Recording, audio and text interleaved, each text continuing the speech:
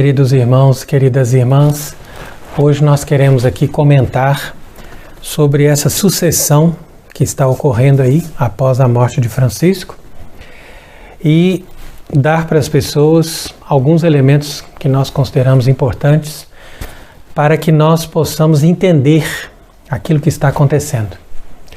Principalmente porque há muitos que são ingênuos e acham que agora a situação vai melhorar e que nós vamos ter um Papa verdadeiro que será eleito ali entre os cardeais que são mais conservadores e tal.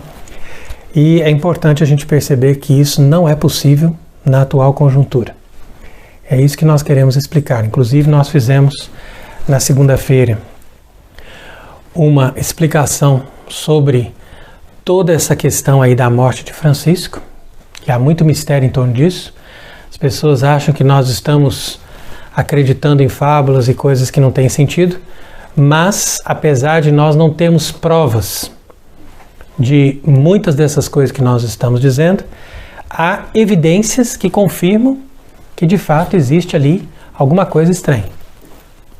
Então você veja que houve muito comentário no mundo inteiro a respeito desta nova modificação que Francisco tinha feito para que o caixão fosse fechado. E justamente por causa disso, eu acho que por causa desses comentários, resolveram ali no Vaticano, na última hora, deixar o caixão sempre aberto e fizeram ali o sepultamento dele dessa forma. Entretanto, nós continuamos imaginando que a morte de Francisco na segunda-feira de Páscoa é algo que foi planejado.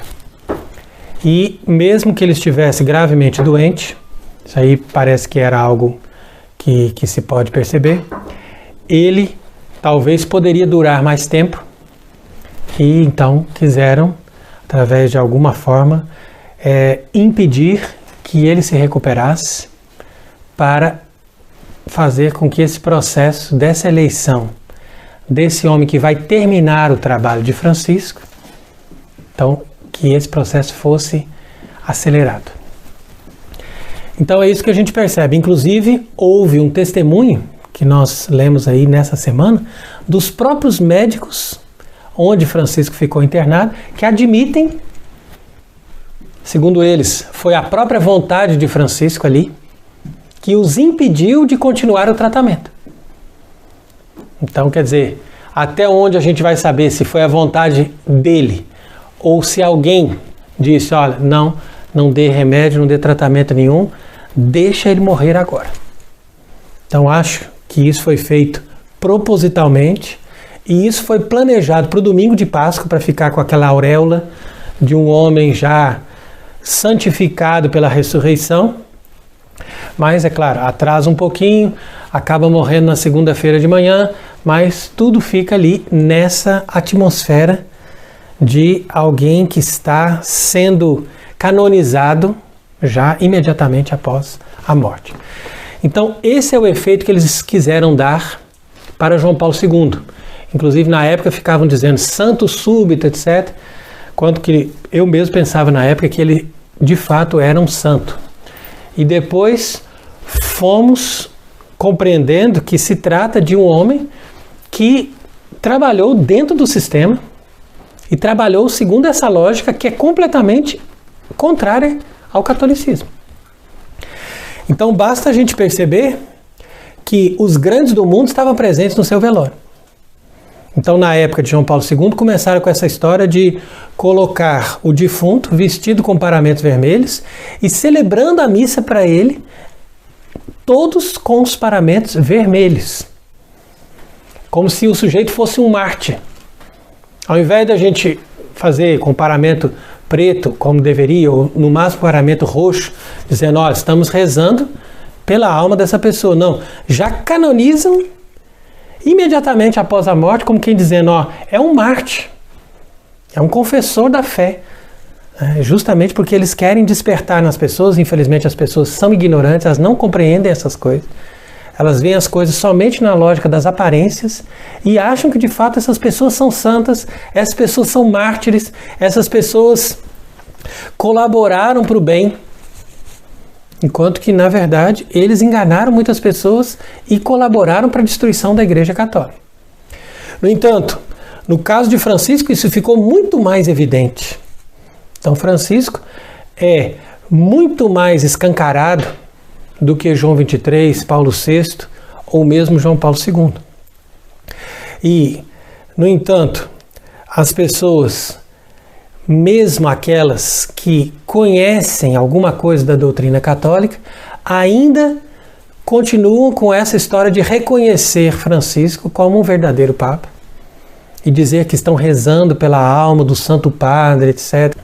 Então ficam fazendo todo um cenário ali para colocar Francisco como um santo e alguém que foi um Papa verdadeiro, legítimo, quando na verdade nós vemos que a maioria dessas pessoas passaram todos esses 12 últimos anos criticando as coisas que Francisco fez ou as coisas que Francisco falou. Então nós sempre explicamos isso, né? Nós procuramos aprofundar-nos na doutrina católica para nós entendermos que não é correto você criticar um Papa, que não é certo você desobedecer um Papa e que não é certo você falar mal, mesmo que seja do ponto de vista subjetivo, da pessoa de um Papa, quando ele é um Papa verdadeiro, um Papa católico legítimo. Então, por isso que nós sempre explicamos que nós denunciamos Francisco como impostor. Por quê? Porque nós temos as conclusões evidentes, claras, daquilo que ele disse, não é de uma coisa que nós estamos imaginando, mas daquilo que ele disse desde o começo, que não corresponde à doutrina católica. E a prova disso está também na morte. Então quer dizer que até no momento que o homem parou de falar, os outros que o ouviram dão testemunho de que ele não era católico.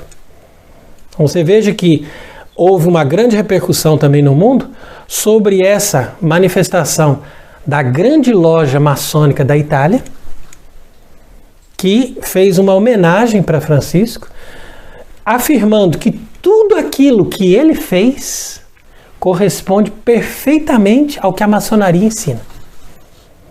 Então eles dizem, inclusive, que ele era o Papa dos últimos, dos excluídos, dos pobres, quando na verdade ele perseguia os católicos, ele acabou com a vida de muitos bispos, de muitos padres que queriam manter a doutrina ou manter a liturgia católica verdadeira. Então quer dizer que é conhecido como um homem bom, um homem simples e um homem misericordioso, quando na verdade ele tinha todo um conforto, uma riqueza enorme, vivia no luxo e gostava de receber homenagens de grandeza. E no entanto, na hora que as pessoas iam beijar o seu anel, ele tirava a mão para dizer, olha, eu não sou nada especial, não sou nada mais do que você, mas ostentava aquela glória. Então é por isso que a gente vê que tudo isso não passa de um teatro, de uma hipocrisia, e nós que fomos também castigados por esse indivíduo, nós manifestamos também a nossa indignação de ver que agora as pessoas não só o reconhecem como um Papa verdadeiro, mas ainda ficam prestando homenagens como se ele tivesse feito alguma coisa de bom para a Igreja Católica. Então é claro que ele representou essa instituição. A gente não diz que ele não é Papa no sentido de que ele não está ali representando a instituição do Vaticano atual. Então isso aí seria um absurdo, porque todos ali no Vaticano reconhecem que ele era o chefe do Vaticano. Então isso a gente entende, que ele foi o chefe, ou seja, o presidente daquele Estado do Vaticano e que ele executou ali o protocolo daquele sistema que está montado no Vaticano. Mas quando nós denunciamos a ilegitimidade de Francisco, nós ao mesmo tempo mostramos que no Vaticano hoje não é a Igreja Católica que está instalada. Então é por isso que nós sempre mostramos também a mensagem de La Salette, que diz claramente: Roma será a sede do anticristo. Então, quer dizer, essa frase resume tudo. O anticristo, ele está sediado em Roma. Por quê?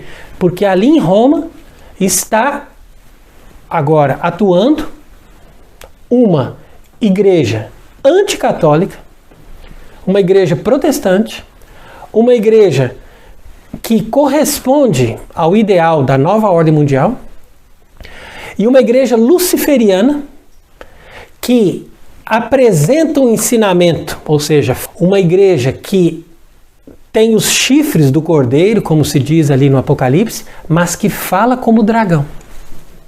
Fala como dragão por quê? Porque ali eles se sentam exatamente na boca dessa serpente e eles transmitem o ensinamento de Lúcifer. Esse ensinamento de Lúcifer que impregnou, primeiro, as repúblicas modernas, porque a maçonaria é a fonte de todas essas revoluções. Eles mesmos reconhecem que os ideais maçônicos são justamente a liberdade, igualdade e fraternidade, e eles estão reconhecendo aí nesse artigo que Francisco é alguém que atuou com o ideal da maçonaria e que tudo que ele ensinou corresponde perfeitamente ao que a maçonaria também ensina. Então aqui você veja a hipocrisia dessas pessoas que se dizem aí conservadores e tal, e que se dizem contra a maçonaria, mas ao mesmo tempo vão lá e dizem que Francisco é papa e que rezam por ele, que tal. Quer dizer, é uma contradição total. Por quê? Porque nós que somos católicos, nós temos o direito de reconhecer ou não uma pessoa como católica. Por quê? Porque, como Jesus disse, o pastor das ovelhas é aquele que entra pela porta. E entrar pela porta significa você admitir tudo aquilo que a igreja sempre ensinou, seja no seu magistério, seja na sua tradição, seja na sua doutrina de maneira geral. Quer dizer, isso é entrar pela porta, é fazer o que a igreja sempre fez. Enquanto que aquele que entra por trás, como diz o Evangelho, é ladrão e assaltante. Então, se nosso Senhor nos deu essa fórmula de discernimento que está ali em João capítulo 10, é para a gente usar. A pessoa tem que pensar, tem que discernir. Não é ficar somente aceitando as coisas pelas aparências ou simplesmente dizer que o sujeito é papa só porque o mundo, com os poderes satânicos que estão instalados nesse mundo, está dizendo que ele é papa. Agora, o que nós vemos também como um perigo é justamente essa situação agora em que as pessoas ficam iludidas por essa falsa promessa de terem um Papa verdadeiro depois de Francisco. Então, aqui nós já explicamos isso várias vezes. Inclusive, nós temos quase certeza que quem será eleito depois de Francisco é o cardeal Zuppi. Nós já fizemos, inclusive, uma conferência sobre ele. Esse homem é comunista, esse homem tem todo o pensamento de Francisco e pior ainda do que Francisco. E ele é um homem extremamente bem situado, que conhece muitas autoridades, que está muito bem alicerçado nos poderes desse mundo. Então esse cardeal Zuppi é o homem que vai entrar depois de Francisco. E depois, se acontecer isso, nós vamos aqui vir fazer uma conferência para mostrar que a gente acertou no nosso prognóstico. Mas, se existe uma pequena possibilidade que ele não vença, por algumas questões aí que podem envolver, inclusive a questão da migração, porque eles querem que eventualmente seja eleito alguém que não seja da Europa. Então essa seria a possibilidade de trabalharem para uma outra eleição. Mas se normalmente as coisas caminham como está previsto, Zuppi será o sucessor de Francisco. E quando o comunismo toma o poder, o comunismo não larga o poder. Por quê? Porque o comunismo não é simplesmente um sistema como nós vimos na União Soviética. Não, o comunismo é um mecanismo político que vai se adaptando. E ele vai mudando conforme as necessidades, conforme os apelos das pessoas. Então, o importante para eles é se manter no poder e continuar enganando as pessoas e destruindo a civilização cristã. Porque, na verdade, o comunismo é um instrumento de destruição em massa da civilização e do pensamento cristão. Então, há muitos dizendo que o cardeal Sará poderia ser eleito e que seria uma forma da igreja recuperar aquele espírito de Bento XVI, sendo que essas pessoas deveriam entender que Bento XVI não fez nada para restaurar a verdadeira Igreja Católica. Ao contrário, ele continuou vivendo sob os princípios do Vaticano II, os princípios do comunismo, foi elogiado pelos judeus, foi elogiado pelos maçons. Então quer dizer que é um homem que manteve alguma coisa, mas que estava trabalhando para esse mesmo sistema. E não é porque ele renunciou que ele estava necessariamente desagradando. Ele simplesmente não era capaz de avançar além daquilo que ele fez. Então por isso que eles quiseram substituí-lo por Francisco. Agora, da mesma forma, Francisco não poderia avançar mais do que aquilo que ele já tinha feito. Porque Francisco será considerado conservador em relação àquele que vem depois. É isso que a gente precisa entender. Então é impossível que na atual situação, com esse jogo de poder que está ali, é impossível que esses cardeais, sendo que 80% deles foram escolhidos a dedo por Francisco, entre os piores. Então é impossível que essa gente vai dar um passo atrás e escolher um conservador que até entre os cardeais de Bento XVI era considerado um retrógrado e era uma pessoa ignorada ali no Vaticano. Por isso que o cardeal Sará não foi para frente naquele projeto que ele tinha de pelo menos fazer com que os padres celebrassem a missa virados para Deus, né, como era a missa antiga. E ele não conseguiu fazer nada. E ele depois acabou sendo tirado ali, porque ele era uma pessoa insuportável ali dentro. Da mesma forma, o cardeal Burke, que é uma pessoa que não tem nenhuma expressão no colégio desses cardeais atuais ali. E, portanto, esse cardeal americano não tem nenhuma chance de ser eleito, porque nem ele votaria nele mesmo.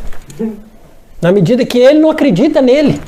Ele não acredita que a igreja possa ter alguma possibilidade de se reencontrar ali dentro. É claro, por quê? Porque o cardeal Burke representa justamente esse lado do tradicionalismo que recuou diante de Francisco. Por quê? Porque ao invés deles enxergarem as coisas como devem, eles ficam com aquela doutrina galicana, dizendo, não, mas ele é o Papa. Então, no final das contas, quando a autoridade cai por cima deles, eles recuam e obedecem. Então, mostra que eles têm, pelo menos nessa hora, um espírito bom. Eles são contra esse espírito rebelde da fraternidade, e isso é uma coisa boa. Mas não são capazes, a maioria desses tradicionalistas, Fraternidade São Pedro, TFP, esse pessoal de Campos, quer dizer, são pessoas que querem estar em comunhão com esse sistema do Vaticano II e ao mesmo tempo querem aproveitar e manter as missas tradicionais. Mas eles não percebem que eles colaboram para a destruição da igreja quando eles reconhecem essas autoridades falsas. Então esse que é o problema. Eles sofrem na mão deles e continuam apanhando e continuam reconhecendo. Então é triste, é um fim triste que eles têm. Mas esse é o fim do cardeal Burke.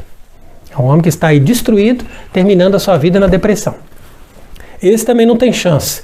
Agora, seria possível eles escolherem alguém que pudesse agradar certos partidos? Porque agradar os tradicionalistas com certeza não vão.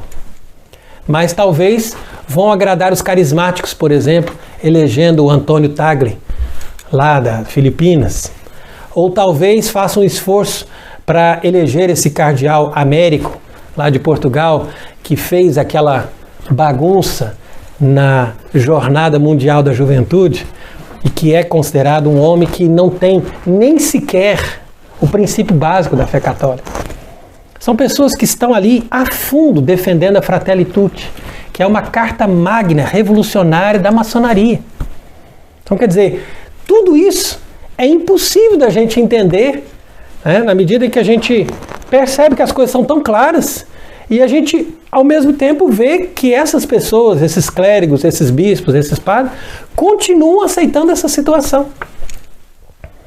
Então, realmente é uma coisa muito triste. Até o pessoal da resistência ali, que se diz defensor da lógica de Monsenhor Lefebvre, então eles continuam defendendo o princípio que Monsenhor Lefebvre ensinou para eles que eles têm que desobedecer até o fim e têm que ignorar Roma.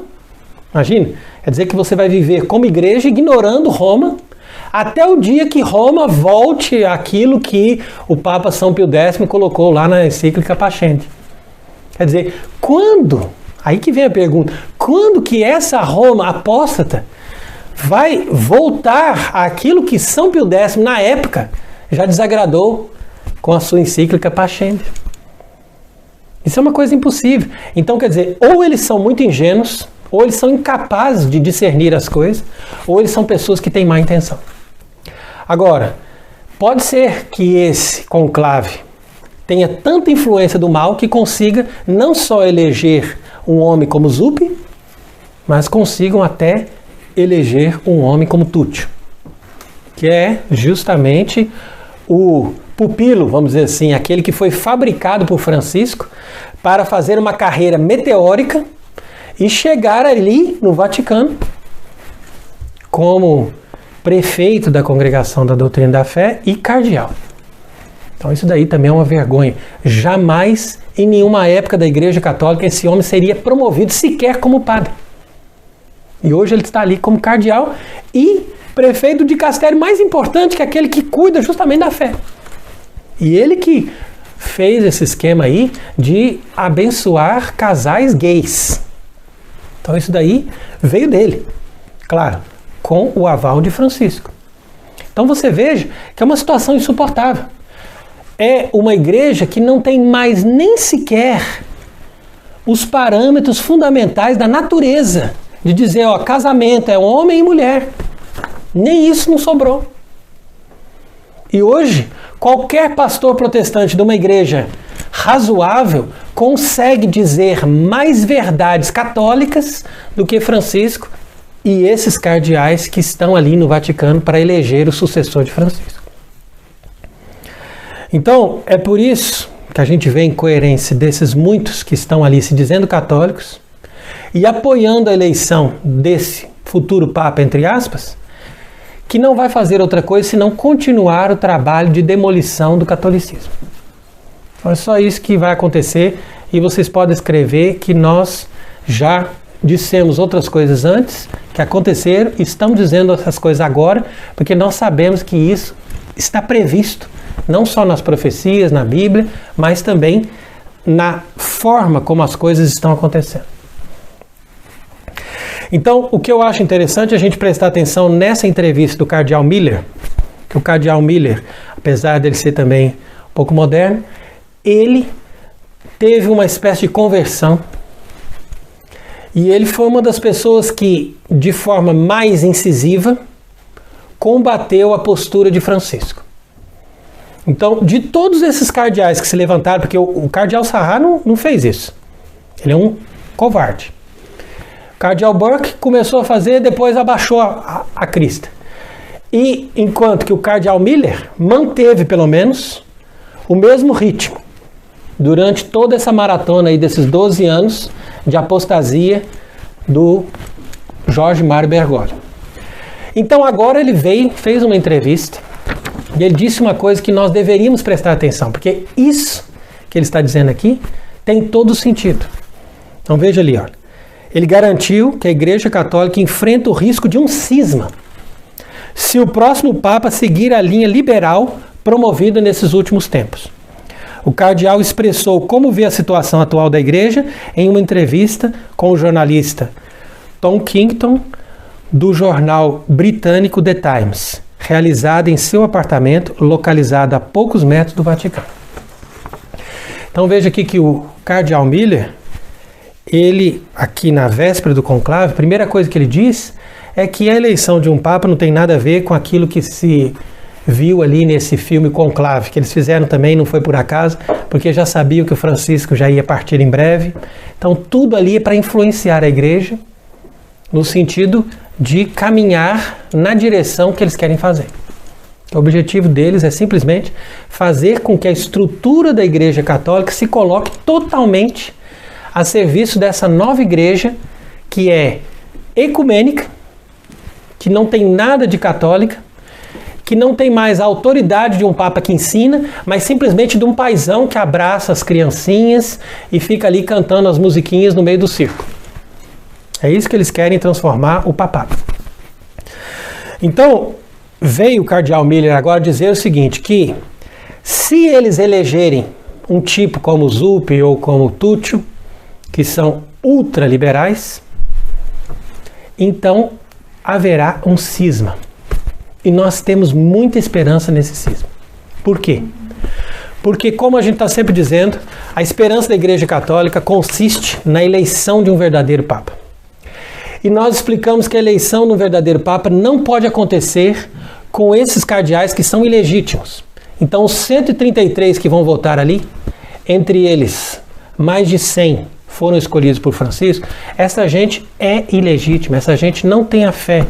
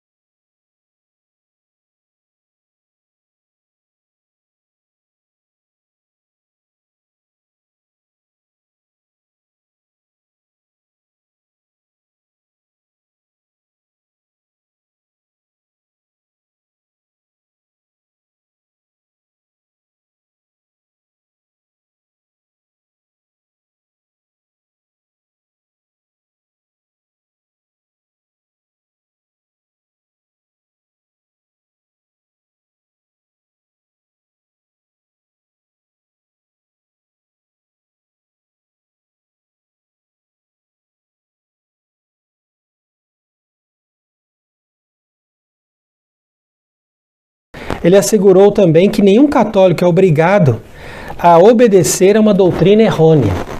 Então até aqui está tudo certo, mas depois ele diz que o catolicismo não consiste em obedecer cegamente ao Papa sem respeitar as Sagradas Escrituras, a tradição e a doutrina da Igreja.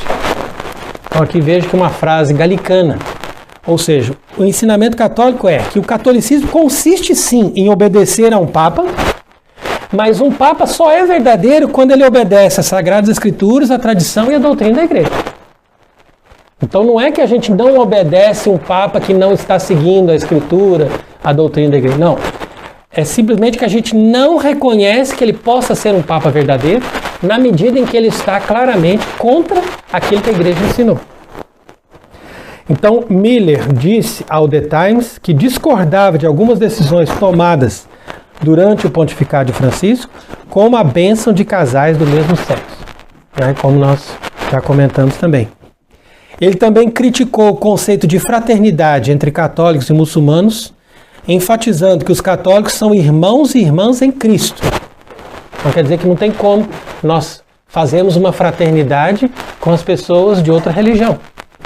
Porque a fraternidade é entre nós que cremos em Jesus Cristo. Então, no máximo que nós poderíamos falar é de uma fraternidade entre os cristãos e tentar converter aqueles que se dizem ortodoxos ou aqueles que se dizem evangélicos ou protestantes, para que eles entendam a verdade, entendam a tradição da igreja, entendam a doutrina dos apóstolos e sejam católicos verdadeiros. Porque somente um católico verdadeiro pode se dizer cristão. Então veja aí como que o cardeal Miller expressou muito bem, questionando o acordo que Francisco fez com a China, que de fato foi um absurdo, na medida em que ele organizou ali nomeação conjunta dos bispos da Igreja Católica com os bispos da Igreja da China.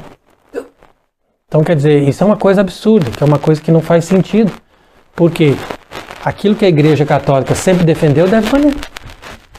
Por quê? Porque aquilo que a Igreja Católica tem como princípios não corresponde a essa falsa igreja que eles fizeram ali na China, apoiando o regime comunista. Então, como diz aqui o cardeal Miller, você não pode fazer pacto com o diabo. E ele ainda concluiu a entrevista dizendo que o próximo Papa não deve buscar o aplauso do mundo secular, que vê a igreja como uma simples organização humanitária que faz um trabalho social. Mas, ao contrário, o futuro pontífice deve se concentrar na verdade revelada. Então, quer dizer, que ele falou que é uma coisa verdadeira. Infelizmente, ele também não tem chance de ser eleito, mas que ele possa, pelo menos, se decepcionar de tal forma com essa estrutura que vai começar agora a partir do sucessor de Francisco, e ele, então, possa ter a coragem de promover esse cisma, que é a esperança para que a Igreja Católica possa se reorganizar em torno de um verdadeiro Papa que deve, como ele disse aqui muito bem, defender a verdade revelada, que é a base da fé, que é a base da doutrina e que é, por sua vez, o fundamento da Igreja Católica. Então, ele diz ainda, existe o risco que eles digam, devemos continuar. Em vez disso, ele indicou que os eleitores têm a responsabilidade de eleger um homem que seja capaz de unificar a Igreja na verdade revelada. Isso aqui realmente é a base do nosso discurso e damos graças a Deus do cardeal Miller estar acordando para isso. Porque se nós tivermos essa consciência, então nós temos o caminho aberto para a restauração do catolicismo. Mesmo que seja difícil, mesmo que seja uma coisa perseguida, uma coisa que vai gerar muita oposição, mas pelo menos existe alguém que se levanta e diz, olha, é simplesmente isso, a unidade da igreja em torno de um Papa que é infalível. Por que ele é infalível? Porque ele adere à fé católica e tem assistência de Deus e ele mantém a verdade revelada. Uma coisa tão simples. Agora, como que vai manter a verdade revelada admitindo a validade do Vaticano II? Esse que é o problema. Na hora que eles entrarem em acordo com esse pensamento, eles vão perceber que não há como fazer isso, senão declarando a impostura do Vaticano II e desses falsos papas que o promoveram. Então, a partir daí, a gente volta à verdade revelada, a gente volta aos cânones de todos os concílios e tudo aquilo que a igreja sempre defendeu e a igreja sempre manifestou com toda certeza e com toda assistência do céu. Então, é isso que nós esperamos. Nós queremos, sim, um verdadeiro Papa. Nós não somos sede-vacantistas nesse termo aí que se apresentam alguns querendo simplesmente se aproveitar de uma situação e dizer, olha, não queremos Papa e pronto, final. Não, ao contrário.